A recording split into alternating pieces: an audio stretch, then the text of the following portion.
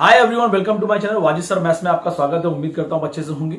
आज हम जो है प्रैक्टिस सेट 1.3 का क्वेश्चन नंबर 4 करेंगे। क्वेश्चन नंबर 4 में क्या लिखा हुआ है, यहाँ पर जो है क्वेश्चन दिया हुआ है कि ट्राइंगल एबीसी ये एक एडजॉइनिंग फिगर है साथ में, और उसमें दो ट्राइंगल का नाम बोला। वो दोनों ट्राइंगल मैंने निकाल लिया यहाँ से, आपको ऐसे निकाल लेना है इसमें से, और ये ट्राइंगल का नाम दिया मैंने निकाल लिया, और यहाँ पर कुछ वैल्यूज दिया तो मैंने वैल्यू लिख दिया है। यहाँ पर कहता है कि ये दोनों ट्रायंगल को आपको सिमिलर बनाना है, प्रूव दैट कि ये सिमिलर है, ये दोनों सिमिलर है। तो हम क्या करेंगे, आपको मैंने पहले ही बताया क्या करना है, दो एंगल तलाश करना है। दो एंगल कैसे ढूंढेंगे हम लोग, यहाँ पर एंगल Q और एंगल P, ये क्या है 90 डिग्री, ये दोनों इक्वल है तो एक एंगल मिल गया। दूसरा एंगल देखेंगे C और C, ये एंगल कॉमन है, क्यों ACP यहां पे हम आए, और उसी के रास्ते से QCB, मतलब वही पाथ है हमारा, हम वहीं से घूम के आ रहे हैं, तो हमारा एंगल जो है ये वाला एंगल और ये एंगल आपस में क्या है, कॉमन एंगल है। तो इस ट्रायंगल को मैं आराम से सिमिलर प्रूफ कर दूंगा बाय टेस्ट AA टेस्ट, ठीक है। और साथ में बोला है कि AC बताना है आपको कि AC का वैल्यू कितना है, आपको फाइंड करना है। तो क्या, चलिए क्या करते हैं, सबसे पहले क्या करेंगे, सिमिलर प्रूफ करेंगे। सोल्यूशन लिखेंगे, इन ट्रायंगल का नाम लिखेंगे, जो ट्रायंगल आपको दिया हुआ है वैसे ही नाम यहां पे देख के लिख लेना है। ट्रायंगल का नाम CPA एंड लिखना है, यहां पर सिमिलर डालना नहीं है अभी। ट्रायंगल CQB ऐसे लिखा है। ये ट्रायंगल का नाम हमने दोनों को लिख दिया, CPA और CQB लिख दिया। अब दो एंगल को लिख देते हैं बेटा। एंगल का नाम लिखते हैं, 3 वर्ड में लिखेंगे, याद रखिए। एंगल P का नाम लिखना है, 90 बताना है पहले, तो APC ऐसे मूव होना है। APC कॉन्ग्रेंट है एंगल किसके, Q, 90 है तो Q, तो यहां शुरू करेंगे BQC, और रीजन लिखने का है ईच 90 डिग्री, ये हमारा रीजन है।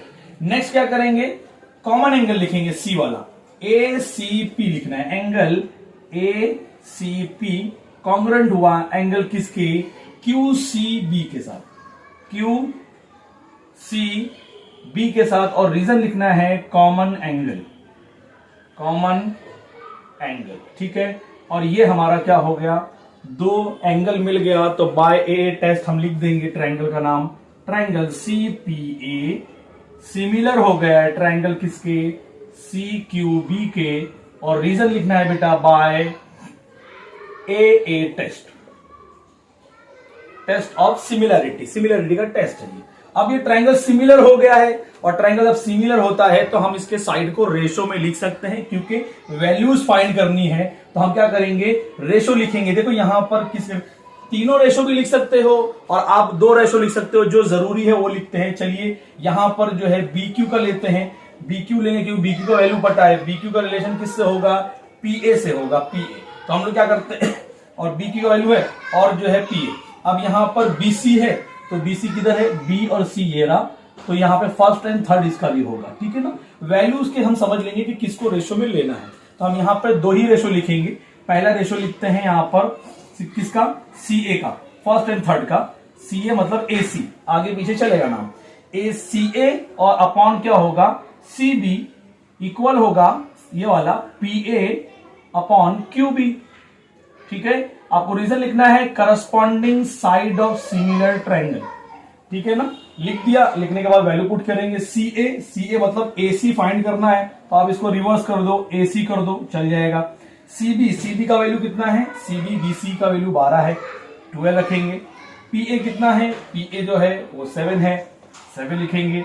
एंड QB जो है वो QB कितना है, 8 है, तो आपका 8 लिखेंगे। एंड देन क्या करना है, इसको आपको डिवाइड से मल्टीप्लाई में लेके जाना है। तो AC is equal to 7 upon 8, यहां का डिवाइड यहां मल्टीप्लाई में होगा। आप टेबल पढ़ेंगे, 4 2 ज़ा 8, 4 3 ज़ा 12, ठीक है ना। आप क्या करेंगे, अब ये कैंसिल नहीं होगा 2 के टेबल से, तो आप मल्टीप्लाई करें, 7 3 ज़ा 21/2, और आपको मालूम है कि जब हम 2 का मतलब होता है आधा कर दो, और 21 का आधा कितना होता है, 10.5 होता है, 10.5, ठीक है ना। तो ये हमारा क्या हो गया, आंसर हो गया। हमने AC फाइंड कर लिया, बहुत इजी क्वेश्चन है, आराम से कर सकते हैं।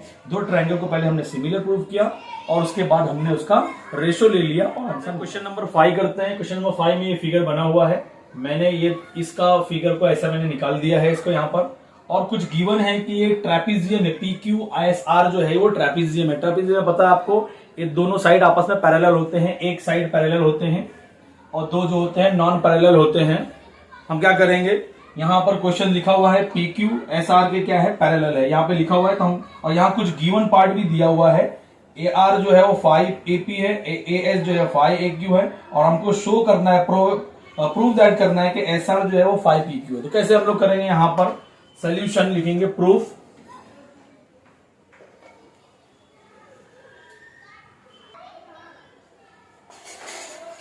तो हमने यहाँ पे लिख दिया प्रूफ। प्रूफ लिखने के बाद क्या करना है, पहले ये दो ट्रायंगल को हम क्या करेंगे, सिमिलर प्रूफ करेंगे।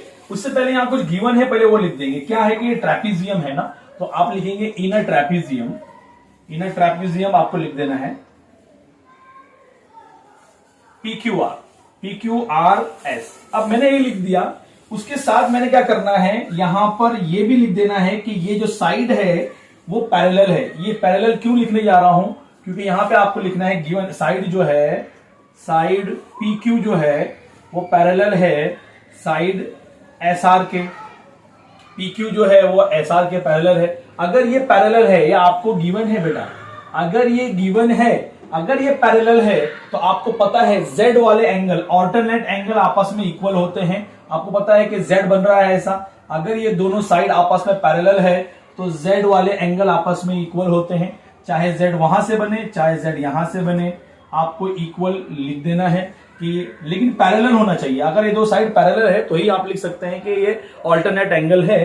तो हमको यहाँ पे क्या करना है, ये एक ऑल्टरनेट एंगल लिखना है, सिर्फ एक ही लिखना है। तो हम क्या करेंगे, सिर्फ Q को लिख देते हैं, Q और S को लिखते हैं, ठीक है ना। तो हम लिखेंगे एंगल PQS, पूरा लिखना है, पहले पूरा लिखना है PQS। आपको लिखेंगे PQS कॉन्ग्रुएंट हुआ एंगल किसके, PQS कॉन्ग्रुएंट किसके हो गया, नीचे से लिखेंगे RSQ पूरा तक, RSQ ये लिखने का, और रीजन लिखना है ऑल्टरनेट एंगल, ऑल्टरनेट एंगल। ये लिख देने के बाद क्या करना है, एक्चुअल में हमने पूरा पूरा बड़ा बड़ा नाम लिखा है उसका, लेकिन हम लोग ट्रायंगल तक ही रुकना है इसको। PQS पे गए थे तो PQA पे ही रुक जाना, PQA पे जाना, और ये जो है आप वही एंगल लिख रहे हैं, दैट इज मतलब सेम ही एंगल है, सिर्फ हमने नाम छोटा बड़ा किया है।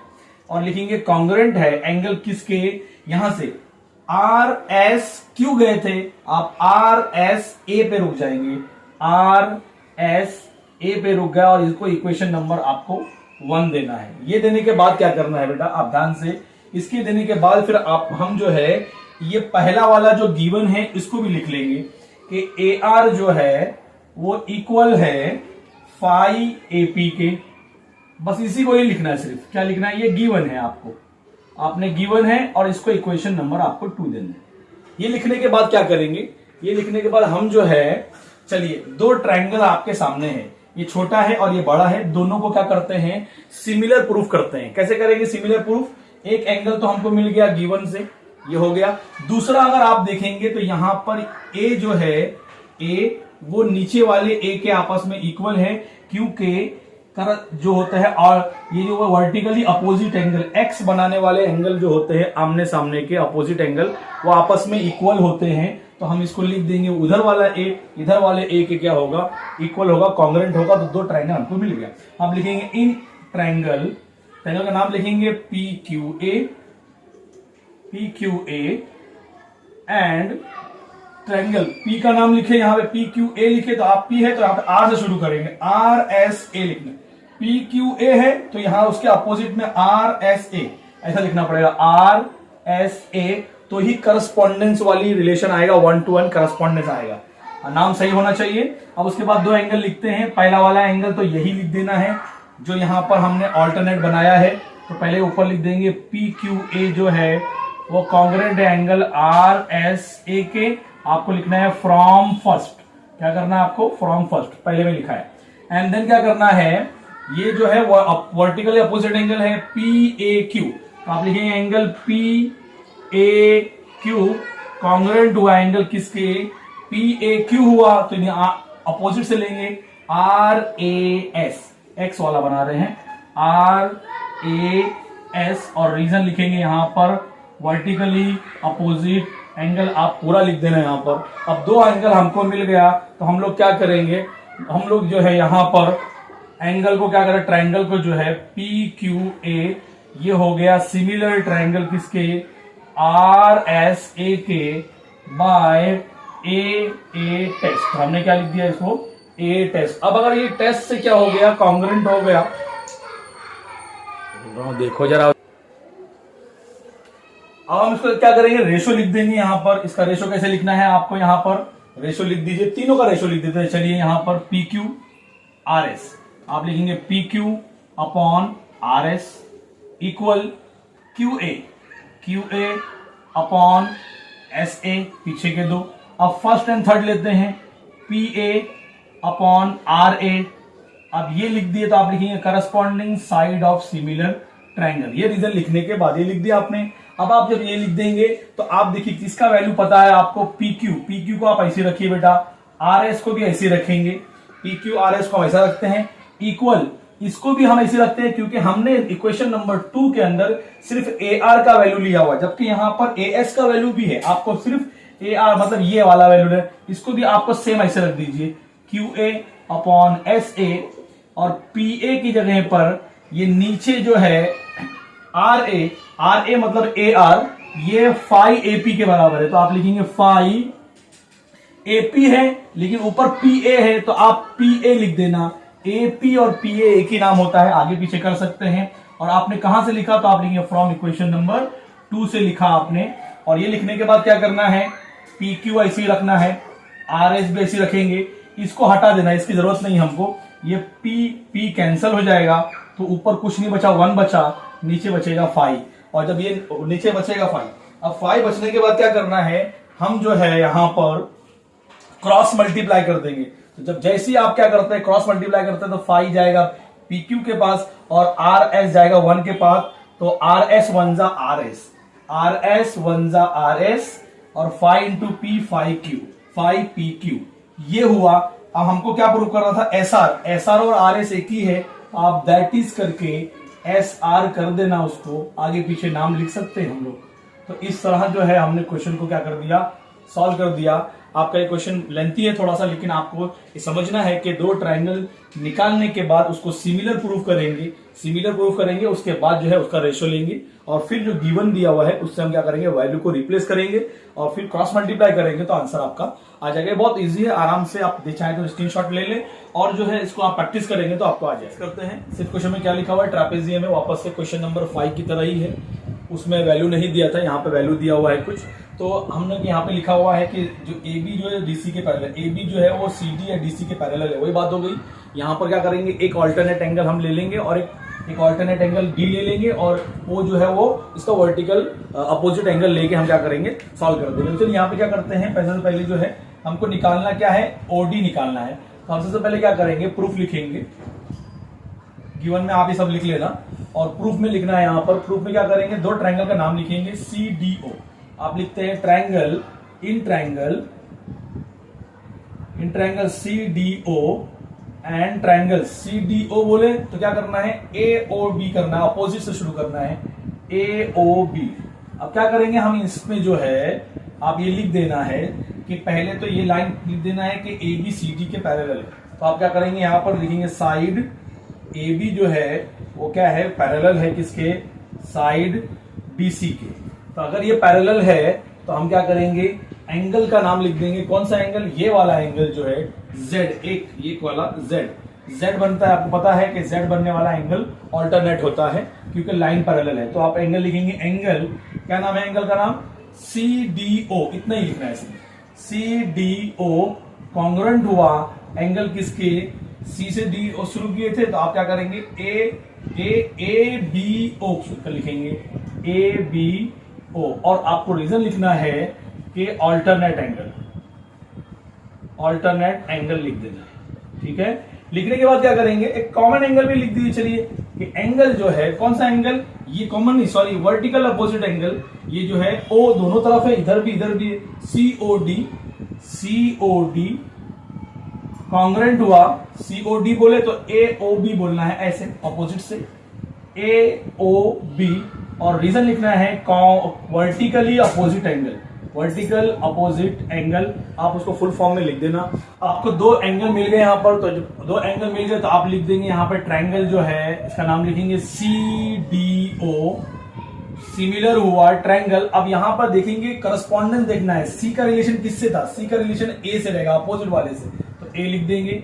डी का रिलेशन, डी का एंगल बी के इक्वल है तो बी लिखना पड़ेगा बेटा आपको, और ओ का रिलेशन ओ के साथ है। अब देखिए यहां पर ये और ये दोनों अलग हो गए, तो यहां पर ऊपर अलग चलेगा यहां पर, लेकिन जब आप क्या करेंगे, जब जो टेस्ट लिखेंगे तो टेस्ट में आपको ये देखना है कि किसका रिलेशन किसके साथ था। तो पहले वाले ट्रायंगल को आपको लिख देना, सेकंड वाले को जो है रिलेशन देख के क्या कर देना, आप नाम लिख देना, यहां पे आगे पीछे चल जाता है, ठीक है, यहां पे नहीं चलेगा, आप लिखेंगे बाय AA टेस्ट।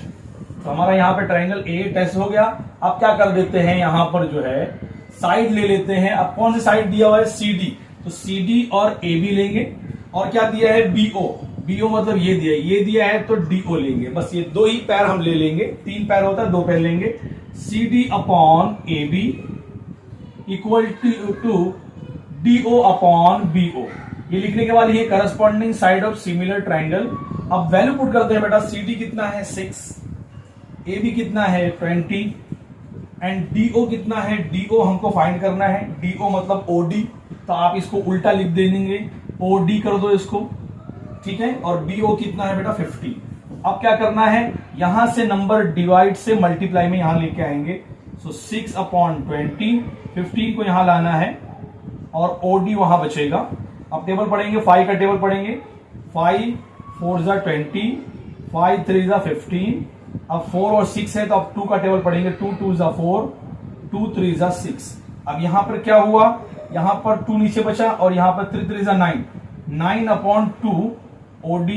अब क्या करेंगे, यहां पर OD का वैल्यू जो है, ये 2 का मतलब होता है इसको हाफ कर देना ऊपर वाले का, तो 9 का हाफ होता है 4.5, तो आपका OD का आंसर कितना आ गया 4.5। तो ये हमारे क्वेश्चन हो गए। तो आपने देखना है कैसे क्वेश्चन मैंने सॉल्व किया है। अब आराम से, अगर आपको नहीं समझा तो आप वीडियो को दोबारा देखें, आराम से जो है आपको समझ में आ जाएगा।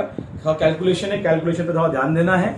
और अगर आपको मेरा वीडियो अच्छा लगा तो आप लाइक करें, शेयर करें, सब्सक्राइब करें। मिलते हैं नेक्स्ट वीडियो में, अपना ख्याल रखें, बाय।